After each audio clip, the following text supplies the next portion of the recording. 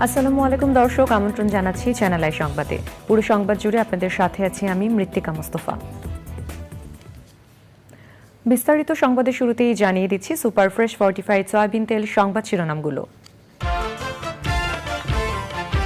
রাষ্ট্র সংস্কার করে দ্রুত নির্বাচন প্রয়োজন মনে করে বিএনপি, রাজনৈতিক দলগুলোর সাথে আলোচনার ইঙ্গিত।